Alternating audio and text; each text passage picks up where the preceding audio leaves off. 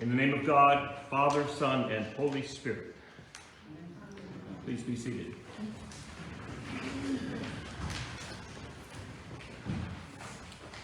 So here we are at the fifth Sunday of Lent. You know what happens next Sunday, right? And we know what happens on Monday, Tuesday, Wednesday, Thursday, Friday, Saturday, and Sunday, right? In fact, we have got that down so much that it's easy, not always, and certainly not you, but it's easy for some people to get into the ritual of Holy Week and lose the sense of what is actually happening. And so on this fifth Sunday, we are given this gospel, and for me, it is at once the most enveloping and invading gospel. It's also one of the hardest to preach on for me.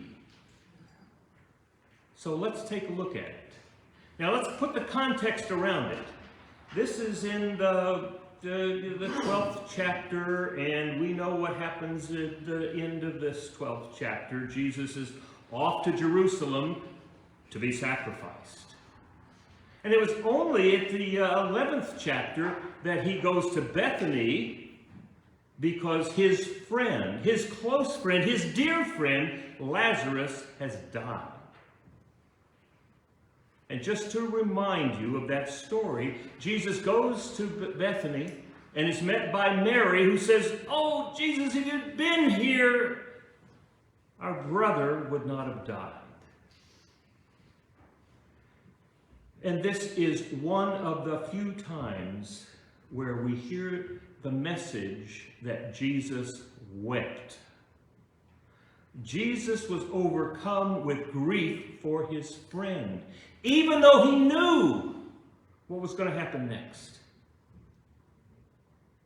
He was overcome with grief, and he cried. And so he says, "Well, Mary, take the stone away from the tomb." They take the stone away from the tomb, and Jesus says, "Lazarus, come out." And Lazarus comes forth, wrapped in burial clothes, with napkin on his face. And Jesus says, "Release him, let him go." Now let's get the context of where this is happening. This is happening in the world where the Romans are in complete control. They are oppressors.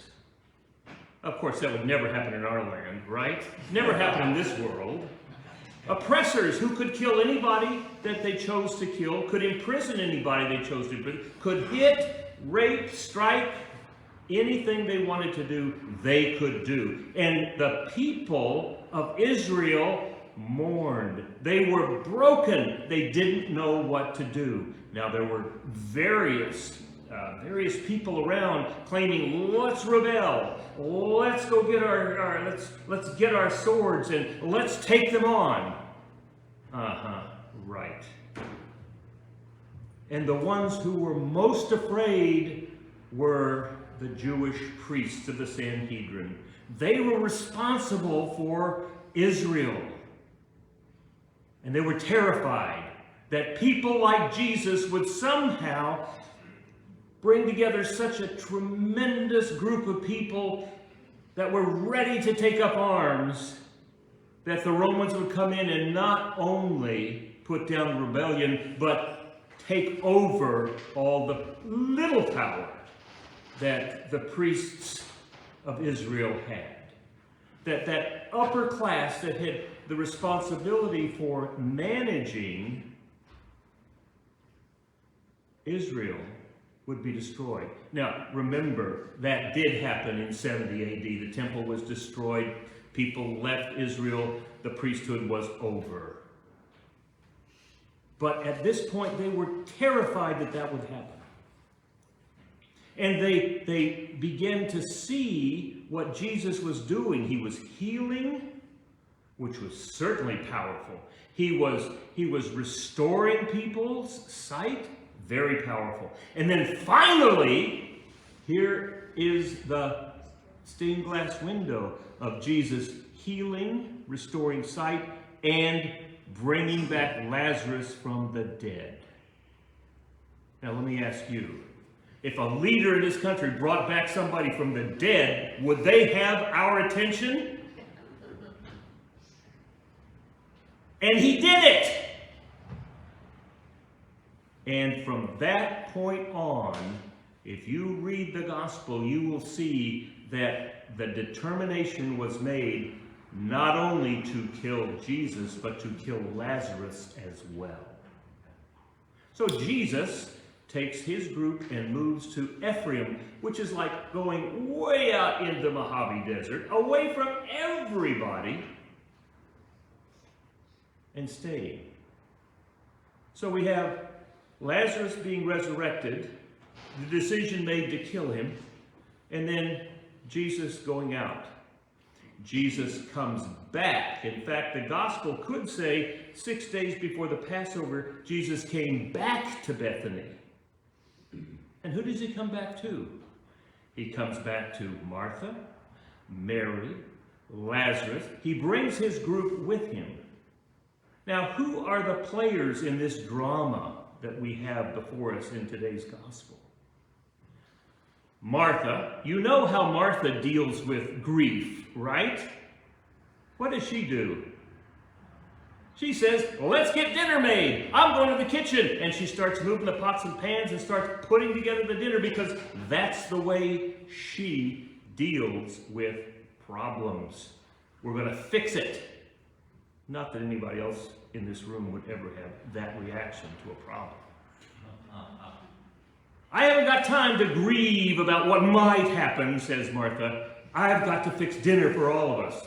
And all of us meant all of Jesus' group, all of the four of them, and whoever might else have been around. So she's busy doing that.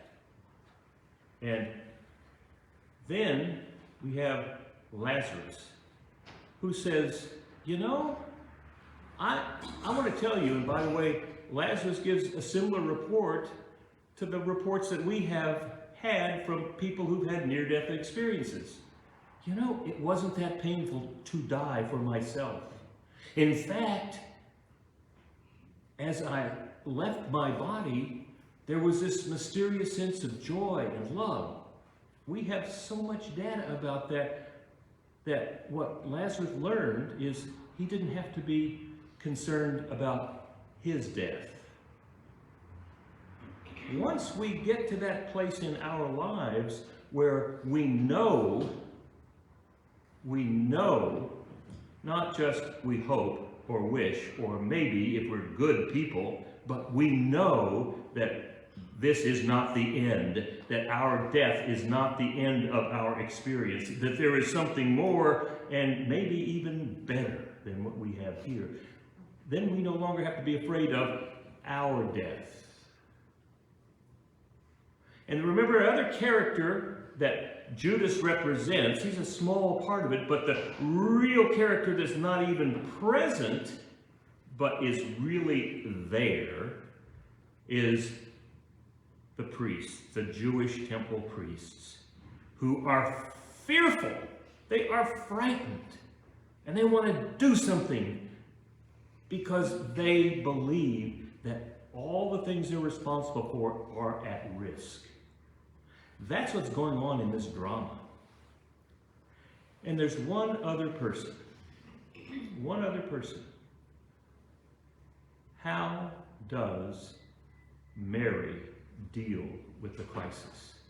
Knowing that Jesus is being hunted down, the gospel says that the temple priests said, inform on him, find him for us. They didn't say dead or alive, but that's what it was. Get him to us. So she knows that he is on his way to death. Have you ever known somebody on their way to death? Maybe it was a loved one. Maybe it was a friend. Maybe it was an acquaintance. Now, I know death is all around us. Yesterday we had 10 or 12 novels that were murder mysteries, and we took them down to the end of the alley and put them in that giveaway box. And I saw people immediately coming picking up. Murder mysteries are really fun. It's death. We see death all the time on the news as well as on movies, right? But those deaths are fantasy deaths. Even real deaths, like in Myanmar, the Congo, even Ukraine, we observe them, and we might feel bad about it and think it's wrong, but that's not the same as anticipating and then experiencing the death of a loved one. And the way that Martha handled it was to get busy, to do all the things around it. The way that the temple priest dealt with it was to kill who they thought was bringing on death. And here's Martha. Now, Martha didn't just go down to the drugstore and buy this nard. Nard, by the way, we call spikenard. Same thing. You can see it on Google, on Amazon. It's expensive. It comes all the way from the Himalayas. Interesting to think about that, where it came from to get to Mary's hand. $1,700 for a pound on Amazon right now. Expensive for Mary. And she has this ready for his death. And in fact, that's why the women are going to the tomb not next Sunday, but Sunday on Easter Sunday morning. That's why they go to the tomb, to embalm the body with these fragrant oils. So she has this ready because she knows he is on his way to dying. And she brings that out at that point and anoints his feet, which is what she would do when he was dead. That's what she had to do for her brother a few weeks earlier, is to anoint his body. And that's what that is about. Now, that tells us there's an alternative to the way that we deal with death. One way of dealing with death that I learned a long time ago in my pastoral ministry is listen and then get done the things that need to get done. Another way is to decide who is causing the death and do something about that, get angry about it and judge it. But another way is to grieve.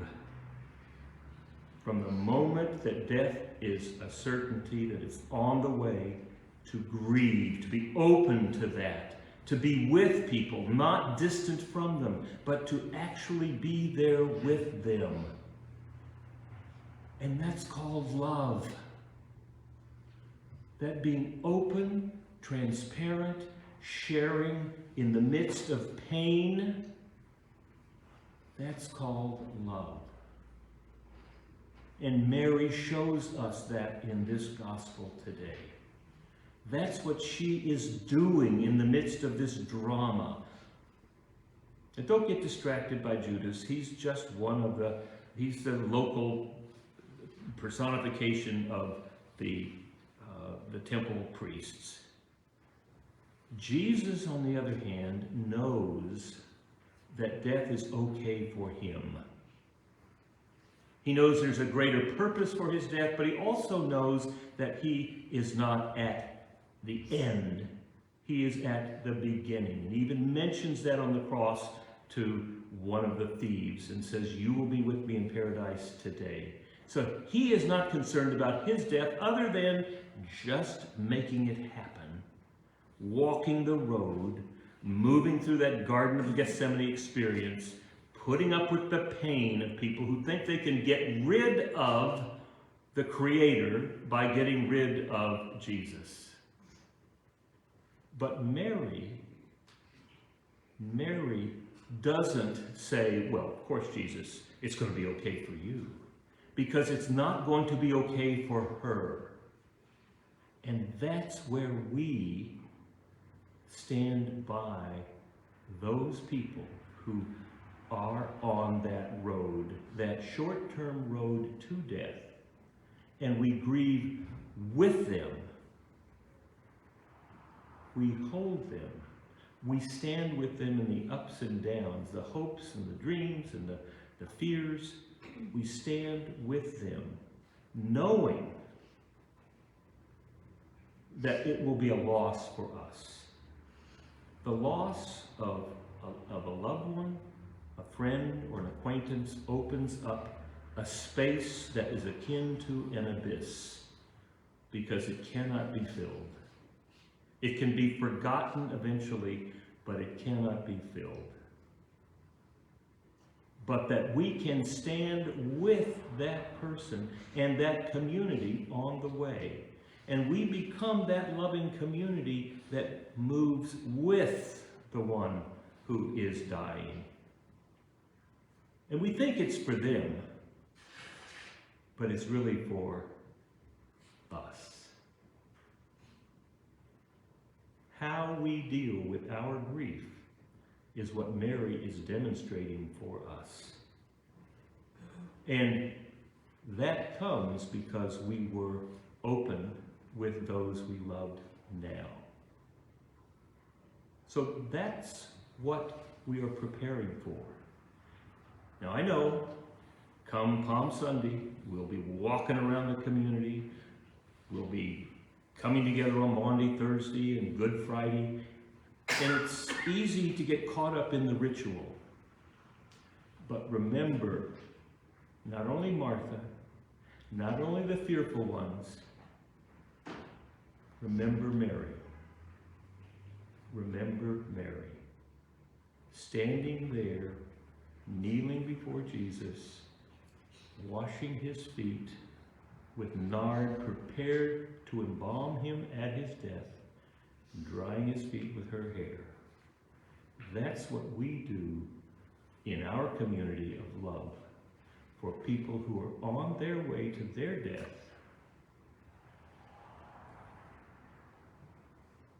Jesus tells us that death is okay. It's not the end. And we tell each other in our loving community, we will be with you all the way to what you think is the end.